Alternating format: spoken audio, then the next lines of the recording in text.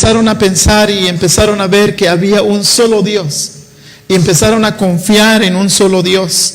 Empezaron a poner su confianza, su fe, su esperanza en ese único Dios. Y ellos decían, no hay otro Dios como este. Aunque había dioses alrededor, según creían los egipcios, según creían los que estaban alrededor. Pero los judíos decían, no hay otro Dios más que Jehová. Él es nuestro único Dios. Y por esa parte que hay un solo Dios y nos pide que amemos de todo corazón, de toda nuestra alma, con todas nuestras fuerzas, estas palabras, esta enseñanza, dice Moisés, las debes de repetir. Las debes de repetir. Y entonces, ¿cuál es el fundamento para la familia de hoy en día? ¿Cuál es el fundamento de cada familia?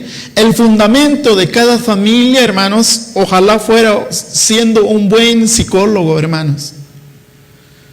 Me llama mucho la atención con esa carrera. ¿Saben que hay muchos psicólogos que necesitan psicólogos? Algo irónico, ¿verdad? ¿Cómo que un psicólogo ocupa de un psicólogo, o un psicólogo ocupa a un psiquiatra, y un psiquiatra ocupa a un psiquiatra? Y uno dice, al final entendemos que eso pasa porque es humano al final de cuentas, pero si fuera realmente la base de nuestra felicidad, de nuestro conocimiento, los estudios, pues diríamos, un psicólogo, ¿cuándo va a tener problemas? El psicólogo sabe resolver sus problemas emocionales y pues viviría bien. Pero como no es eso el fundamento, por eso el ser humano nunca va a resolver sus problemas por sí mismo. El fundamento de la familia se encuentra en el Dios en quien creemos. ¿Quién es el Dios en quien creemos? ¿Cómo es el Dios en quien creemos? ¿Es todopoderoso? ¿Él puede todo? Y si es así, tenemos que hacer algunas cosas, hermanos. Moisés dice, estas palabras que yo te mando hoy estarán sobre tu corazón. Estas palabras, ¿cuáles palabras? Lo que se dijo antes, amarás al Señor tu Dios. Porque es uno nada más, no hay dos dioses, tres dioses, no. Es un solo Dios y lo tienes que amar de todo tu corazón, con toda tu mente, con todas tus fuerzas. Ahora, ¿cómo vamos a mantener la palabra de esas palabras o ese mandato en nuestro corazón? La vamos a mantener meditando en ella. La vamos a mantener teniendo en nuestra mente día con día. En cada día cuando compartimos la palabra del Señor, tratamos de recordar. No es casualidad que nos dice la palabra del Señor que debemos de compartir la palabra de Dios. Porque mientras más compartimos, más sabemos nosotros. Les pregunto a los que están estudiando en la prepa, generalmente porque es conocido el profesor de matemática como el malo, ¿verdad? Generalmente conocemos así. ¿Han visto a un profesor de matemática resolver problemas de manera inmediata? Yo sí lo he visto y hacen su ejercicio y lo resuelven bien rápido. Recuerdo que un profesor nos hizo ese ejemplo. Él dio clases de matemáticas y dice, yo les voy a poner este ejercicio de álgebra, y empezó a resolver en cuestión de menos de 5 minutos, ¿verdad? Y dice, ¿cómo ven? Soy sabio, ¿verdad? Y dice él, pero lo que no saben es que hice este mismo ejercicio durante 10 años. Así que ya los traigo aquí. Ya los traigo de memoria, no necesito ni siquiera sacar mi acordeón, pero pónganme un ejercicio que no lo he hecho, entonces sí me voy a tardar un poquito más. La palabra repetir es algo importante que tenemos que considerar en este día. ¿Cómo vamos a mantener la palabra de Dios en nuestras vidas? Las tenemos que repetir. Y es por eso que dice la palabra del Señor, y las repetirás a tus hijos. Las repetirás a tus hijos. Observen que dice Moisés, no dice aquí, oigan pueblo, busquen a un anciano para que le repitan a tus hijos. Busquen a algún estudioso para que le repitan a tus hijos. La palabra del Señor dice, y las repetirás a tus hijos. Algunos creen, hermanos, que a veces algunos piensan que los hijos se tienen que corregir, ¿saben dónde? En la escuela o aquí en la iglesia. Algunos dicen, pues voy a llevar a mi hijo para que se corrija. ¿Saben que eso jamás va a ocurrir, hermanos? Aunque tuviéramos 100 pastores aquí enseñando, el niño no se va a corregir. Porque la educación del hijo está en la casa. Ahí es donde empieza. Y las repetirás a tus hijos. Los mandamientos en esa época era tema central de conversación, tanto dentro y fuera de la casa, desde el comienzo del día hasta el final del día. Es decir, los mandamientos de Dios debería de impregnar el corazón y la vida de los judíos, y también debería de impregnar nuestras vidas de hoy en día. La enseñanza en cualquier momento debe de ser nuestras palabras, nuestro estilo de vida. Las palabras vida espiritual, la palabra busquemos al Señor, la palabra oremos, la palabra leamos la Biblia, debe de estar en nuestro vocabulario todos los días. Debe ser nuestra enseñanza. Y generalmente esto recae en la responsabilidad para los que son padres. Los padres deben demostrar siempre eso, que los hijos vean siempre lo que vaya a suceder, lo que vaya a pasar. Entonces, hermanos, hablar acerca de repetir significa enseñar a los hijos. Ahora, yo no estoy diciendo que hay que darle una conferencia a los hijos, ¿verdad? Porque ¿saben más o menos un mínimo cuánto tarda una conferencia? Según los que dan la conferencia, ¿verdad? Mínimo 1 hora, ¿verdad? Ahora, no estoy diciendo que le dé a su hijo una conferencia. Tampoco estoy diciendo que saque su Biblia y lea un verso y ve que su hijo no lo entiende. ¿Y por qué no entiende? Le da de bibliazos a la cabeza para que comprenda, ¿verdad?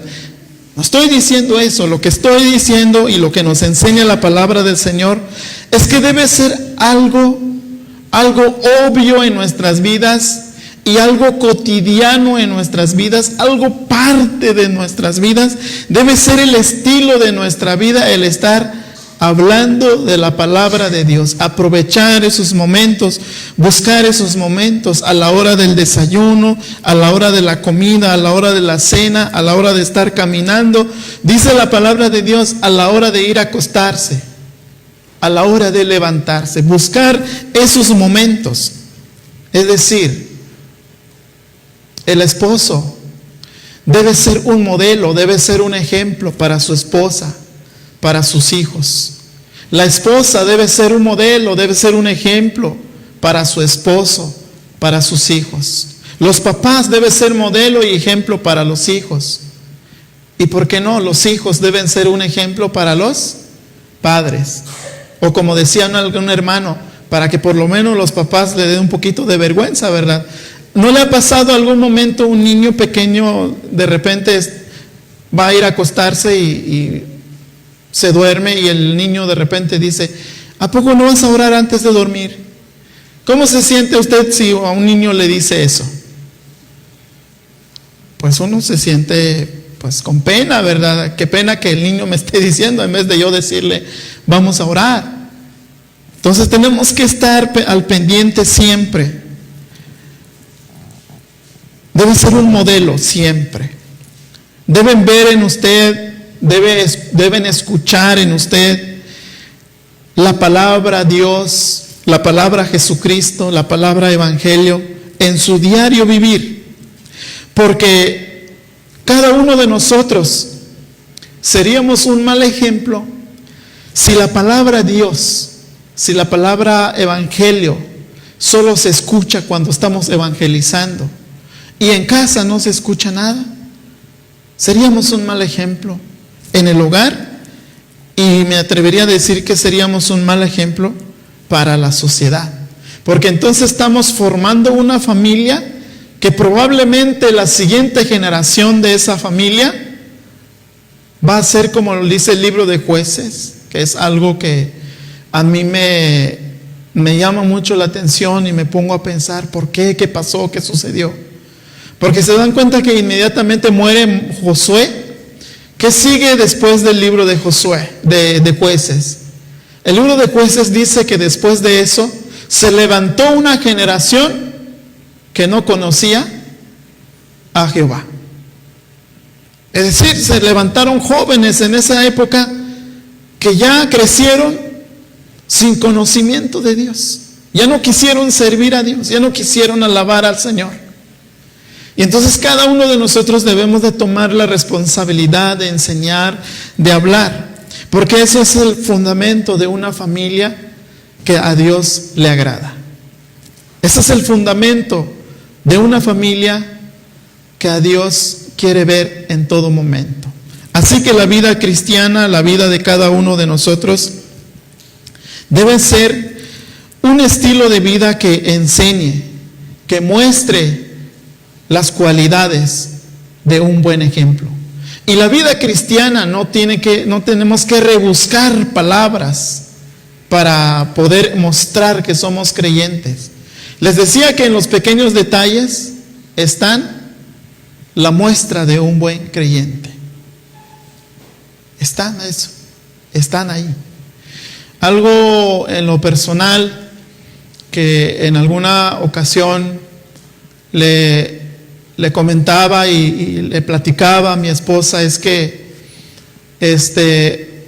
soy una persona y platicando con ella le digo, ¿cómo te gusta las cosas? Hacerlo siempre como una rutina, las cosas todo en una rutina, porque a mí no me gusta mucho hacer las cosas de manera rutinaria. Y le decía, así que me vas a disculpar si en un cumpleaños no te regalé nada, porque en otro día quiero sorprenderte, no en tu cumpleaños. Y no precisamente, eso no significa que no lo voy a hacer, probablemente lo haga, pero no quiero convertirme en un rutinario que solo en tu cumpleaños y otro día como que los otros días no son importantes, cuando para mí todos los días eres importante. Entonces cualquier día, no solamente en tu cumpleaños te voy a dar eso. Y sabría que en algún momento ni no es su cumpleaños, no se está celebrando Día de la Enfermera, nada de eso. Y entonces le llevo y me dice, ¿y por qué? Pues porque es especial para ti. O sea, no te estoy dando por el día ni por el momento, lo estoy dando porque para mí eres especial. Entonces, ¿cuántas veces nos acercamos con la familia? Las pequeñas cosas o en los pequeños detalles están ahí el fundamento de una familia que a Dios le agrada. Un escritor decía que la mayoría de los hijos recuerdan dos cosas. Recuerdan cuando el papá le llama la atención, pero generalmente no les gusta recordar cuando recibieron algún castigo. Pero hay otra cosa que también recuerdan. Dice este escritor, un niño recuerda para toda su vida cuando ese niño se encontraba en el suelo agarrando tierra, tomando de la mano la tierra y echándose en su cabeza, y de repente el papá viene y lo primero que hace el papá es agarrar tierra y lo pone en su cabeza también, y empiezan a jugar los dos. Terminan de jugar, dice el papá, hijo, vamos a bañarnos. Se van a bañar y dice, ese niño jamás se va a olvidar y siempre va a andar contando y diciendo, mi papá un día jugó tierra conmigo y se echó en su cabeza, y lo cuenta de una manera como si hubiera pasado algo extraordinario. Y ahí ya tienes un tema de conversación, en decir, nos bañamos rápidamente porque la tierra trae esto, trae lo otro, así que no la tenemos que hacer todos los días. Hay que tener cuidado. Hay un tema de enseñanza. Pero ¿qué pasa si llegas y lo primero que dices, ¿qué te pasa? ¿Qué estás haciendo? Y obviamente el niño va a entender que está mal lo que está haciendo, pero la enseñanza es de una manera diferente. Es por eso, hermanos, que cada uno de nosotros somos responsables de enseñar. Somos responsables de mostrarle a las siguientes generaciones, a la familia, lo que hay que hacer. Amar a Dios con todo su corazón, con toda su mente, con toda su alma. Eso es la responsabilidad nuestra, pero también eso es el fundamento de una familia que le agrada a Dios. Ya sé que para esto, hermanos, podremos decir, hay varias cosas que podremos pensar. Y estas cosas que pudiéramos pensar son cosas equivocadas, son cosas que no alimentan a la familia. Y son estas cosas, porque podremos decir esta. Pues es que tengo que dedicarle tiempo a mi trabajo, así que me disculpas, pero cuando tenga tiempo, yo te atiendo. Es que me falta terminar algo en la casa y tengo que buscar dinero para eso, así que me esperas. Tengo que ganarme esta fama y tengo que trabajar mucho en eso, así que me esperas un momento. Cuando yo termine, yo te atiendo. Tengo que distraerme en este juego y si me da tiempo, yo te atiendo. Y para ir terminando, hermanos, hay una reflexión que me gusta mucho. Y dice, aprovecha a tus hijos. Los que son papás, la primera ropa que compraron para sus bebés, ¿aún sigue usando eso sus hijos? ¿Saben lo que me llamó la atención hace poco, que me di cuenta por el familiar de mi suegro, de un bebé que nació y le compraron varias ropitas y por cuestión de un mes y medio ya había dejado toda esa ropa? Y le seguían comprando y todas las ropas se van amontonando porque va creciendo ese niño. Y cuando menos se da cuenta, ya ese niño ya está con su familia en otro lado. Y uno dice, ¿cómo pasó tan rápido el tiempo que no aproveché, no jugué, no traté con mi hijo? ¿Aprovecha usted el tiempo? ¿Aprovecha el momento? ¿Juega con su familiar, con su esposo, con su esposa, con sus hijos, con su papá? Porque por el otro lado también, hermanos, hace rato le estaba agradeciendo al Señor al estar reflexionando este tema, y con esto termino. Y me puse a reflexionar y yo digo, hace ya casi 3 años que no he visto a mis papás. Como quisiera estar con ellos, pero pues estoy aquí. Espero que los que tienen siempre cerca a sus papás lo puedan disfrutar. De hecho, yo llevo 16 años de estar fuera de casa. Casi cada un año, cada 2 años, cada 3 años, a veces cada 4 años, voy y disfruto a mis papás una semana o 15 días. Y quisiera que eso fuera más. Ahora, mi pregunta que estaba haciendo es, si estuviera cerca, estuviera conmigo, ¿cómo lo estuviera disfrutando? Si viviera aquí a la vuelta de la esquina, diría yo, voy a visitar a mi papá.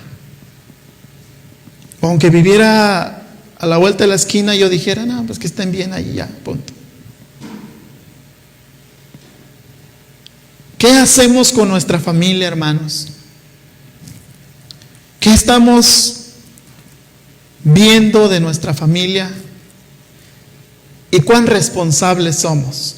Porque somos buenos a veces para pedir, pero no para dar. Somos buenos a veces para decir, pues es que tú eres mi hijo y es tu responsabilidad ver por mí. O a veces el hijo dice, pues tú eres mi papá, es tu responsabilidad atenderme. Pero cuando decimos, pues es mi responsabilidad hacer esto, hacer aquello, hacer lo otro. Entonces, hermanos, tenemos que cambiar nuestra mentalidad. Si queremos tener una familia que a Dios le agrade, una familia que viva en constante gozo y felicidad, tenemos que cambiar muchas cosas. Nuestras rutinas las tenemos que cambiar.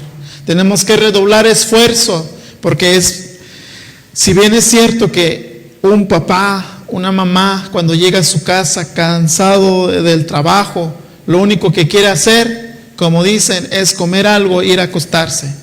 Pero hay que redoblar esfuerzo para darle no 1 hora, no 2 horas a la familia, por lo menos 5 minutos, pero dedíquele eso, el tiempo, a la familia. Concéntrese en eso, a la familia, escuche a su familia, no trate de hablar. Decía alguien, ¿quieres entender a los demás? No hable, quédese callado, escuche nada más. Si de ser posible, no diga nada en ese momento, escuche y váyase a dormir. Hasta el día siguiente tendrá la oportunidad de hablar. Pero a veces nosotros, alguien nos dice, te quiero decir algo, y no, sí, ya sé que me vuelves a decir lo mismo y esto, lo otro. No, démosle el tiempo a la familia, porque lo necesita. Y el día que ya no estén, nosotros somos los que vamos a necesitar ese tiempo que estén con nosotros. Amados hermanos, los invito a ponerse de pie para darle la gloria y la honra a nuestro Señor. Bendito Dios, te damos gracias en esta hora, Padre. Agradezco infinitamente, Señor, tu amor y tu gracia, tus favores que has dado para con nosotros. Un amor tan íntegro, un amor tan firme, tan real, que podemos ver en nuestras vidas, Señor. Y queremos, Señor, ser de esa manera, aprender de esa manera, vivir de esa manera con nuestra familia, Señor.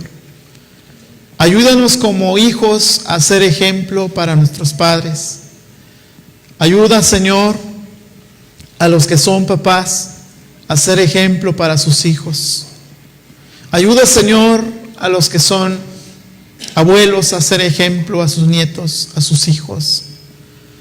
Y así viceversa, Señor, que el esposo sea un ejemplo para la esposa sea un ejemplo para el esposo. Y que todos vivamos, Señor, como una familia establecida en tu palabra, Señor. Porque el fundamento de nuestra familia la encontramos en ti. La encontramos en un solo Dios, al Dios Todopoderoso, al que debemos de amar con todo nuestro corazón, con toda nuestra alma y con todas nuestras fuerzas. Permítenos, Señor, hacerlo de corazón. En el nombre de Cristo Jesús. Amén, Señor.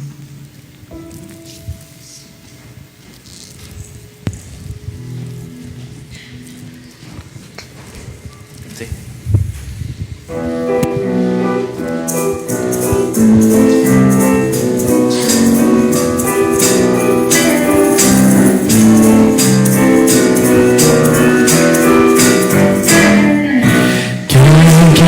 ¿Quién como Jehová, que con su poder me dio? ¿Quién como Jehová, que con su poder me dio. Las naciones lo que hizo, cuando de sus prodigios.